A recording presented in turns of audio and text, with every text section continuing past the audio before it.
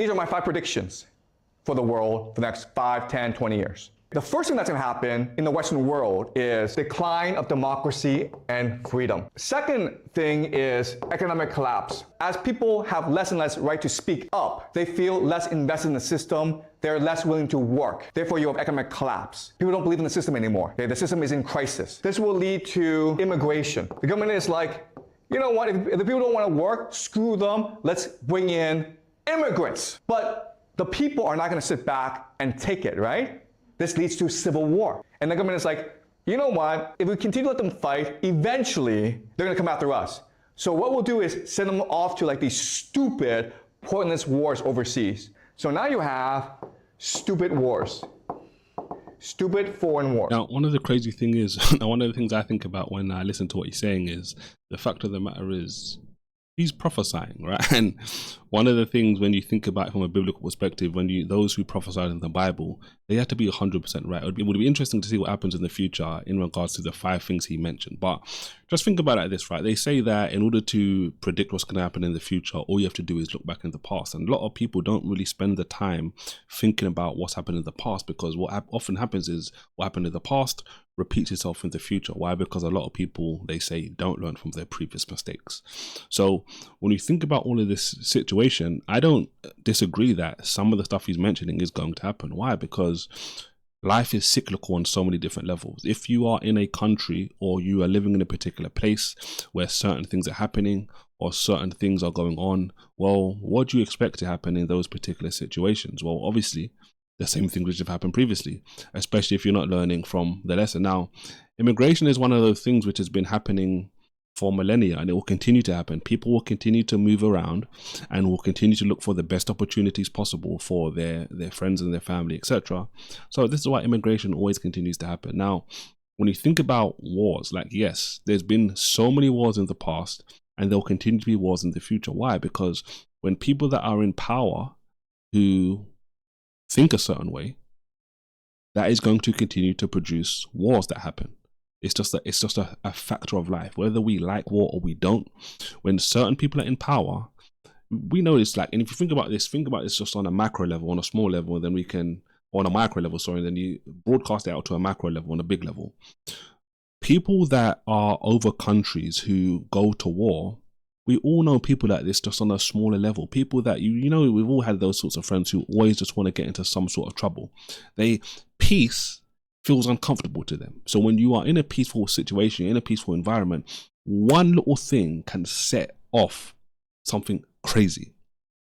And really and truly, these are the kind of people that you were friends with when you were young, and your parents would say, yeah, stay away from those people. Because your parents were typically older and wiser. They've gone through years of life. They've seen these sorts of characters, these sorts of people, and they're like, you know what, this sort of person isn't going to be good for my son or my daughter.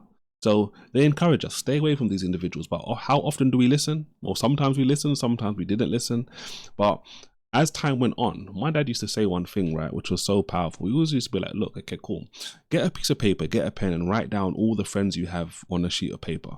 And he's like, whatever the list is, let's say you're going to have 10, 20, 30 people, whatever, etc. He's like, in 10 years, in 20 years, look back at that list and see what's going to happen. Now, it's funny because he said that to us so many times when we were growing up. But I remember doing it the first time, and I think I had one huge list, right? And not even 10 or 20 years, within a few years, I remember looking back at the list and thinking to myself, wow, Dad was right. And as time goes on, it becomes more and more of reality. Why? Because you can predict the future often based on what's happened in the past. How many times my dad probably went through that same scenario.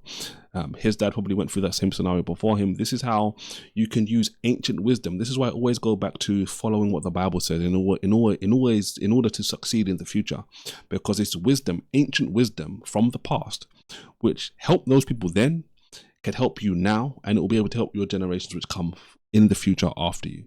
So it's timeless truth. There's so much wisdom. Even if you think, like, I always like to say, like, reading a proverb a day will keep the folly away, right?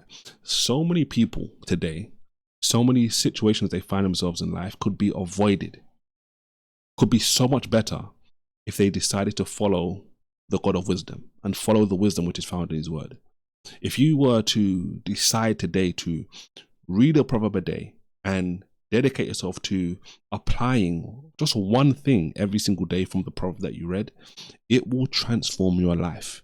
You will begin to start having so many aha moments. You begin to realize, wow, this is why this happened. You know, that revelation I had the first time I realized that, you know what, I wrote out that list of friends, and a couple of years later, that list had to be cut. That was an aha moment. That was a lesson in wisdom, where someone like me who was foolish at the time, I didn't have the insights, the wisdom, and I realized exactly what my dad was talking about. We don't have to wait until the future in order to set ourselves up in the position to prosper.